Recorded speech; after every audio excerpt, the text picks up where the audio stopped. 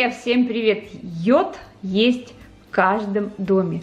Я вам сегодня покажу полезные советы с йодом в быту. Их желательно, конечно, знать, сохранить, поделиться с друзьями. Они необычные, но вам точно пригодятся. Собирайте себе в копилку. Друзья, это, конечно, не бытовой, но очень нужный совет. Если у вас появился грибок ногтей, йод действенный и в то же время очень бюджетное средство в борьбе с грибком ногтей. Очень простой рецепт. Нужно нанести йод тонким слоем на пораженный ноготь и ждать полного его впитывания. И нужно проводить эту процедуру раз в день до полного выздоровления. Как показывает практика, вот у меня друг один лечился, выздоровление наступает в течение где-то 2 недель, может быть чуть дольше, 20 дней. Попробуйте. Друзья, конечно, это нужно наносить не на ногти с лаком. Лака вообще не должно быть, у мужчин его и не бывает. Просто наносим на ноготь и ждем полного впитывания. Впитывается он достаточно быстро. Можно сделать несколько раз. Очень все быстро, просто. У меня грибка нет, поэтому я просто для примера показываю на своих накрашенных ногтях. Друзья, посадили занозу, что-то делали, появилась заноза.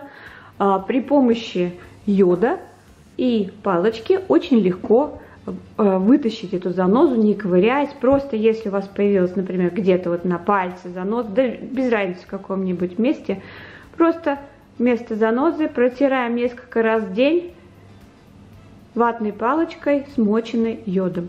И заноза сама выйдет, и вы прям просто подденете ее, и все.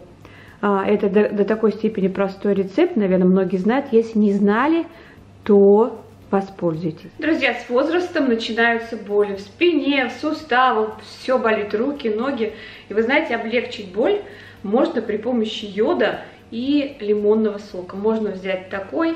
Можно купить лимон, выдавить сок. Сейчас вам покажу, как это сделать. Вот смотрите, как это можно сделать. Я небольшое количество лимонного сока в посуду обмакиваю йодом и потом в лимонный сок. Все, и теперь можно наносить на пораженные участки, где болит, где-то в 2-3 раза в день. И уже вот как вы поделаете там несколько раз, сразу почувствуете облегчение. А вы знали, что при помощи йода можно обеззаразить любую воду? Например, вы где-то на природе взяли там какую-то непонятную воду, то можно взять йод и капнуть сюда. 1-2 капли на стакан воды. А вообще, если у вас, например, 3 литра воды, то нужно растворить в ней 0,5 мл йода. И подождать так вот полчаса, и можно смело пить. Также можно проверить мед, то есть качество меда. Берем немного меда и растворяем в холодной воде. Перемешиваем, чтобы мед растворился. И когда мед растворится, добавляем к нему капельку йода.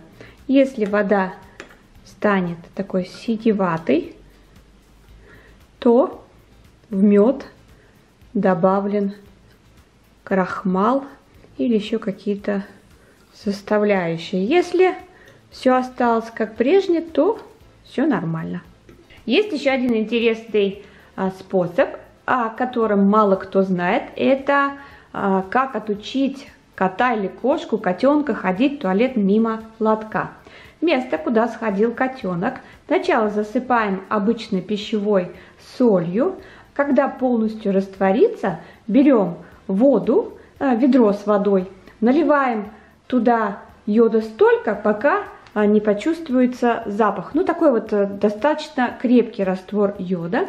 И дальше промываем пол этой водой. И доказано, что больше в это место кошки не будут ходить в туалет. Друзья, вы знали, что с помощью йода можно проверить молочные продукты?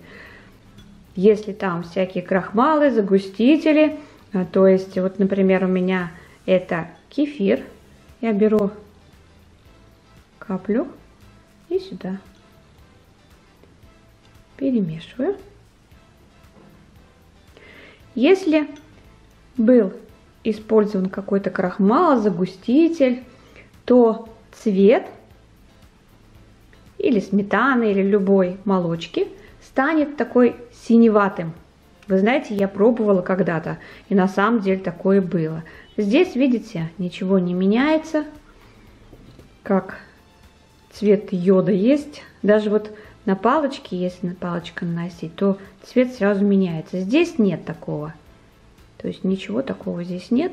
Можете смело кушать эти продукты. Если кровоточит десны, неприятный запах изо рта, можно сделать ополаскиватель для полости рта. Очень просто. Нужно взять стакан воды, сюда пол чайной ложки соды, пол чайной ложки обычной соли, перемешать и сюда 2-3 капли йода. Все. Ополаскиваем полость рта несколько раз в день. Исчезает неприятный запах, не будет налета и перестают кровоточить десны. Ну и совет такой, если вы капнули на кожу йод и не знаете, как убрать, на помощь придет перекись водорода. Тоже есть в каждом доме. Наносим и сюда. Секунду подержим, и ничего не будет. Практически нет. Друзья, какой совет вам понравился больше всего? Может быть, вы про какие-то знали, может быть, вы используете в каких-то других целях. Под видео напишите, будет интересно почитать, буду использовать.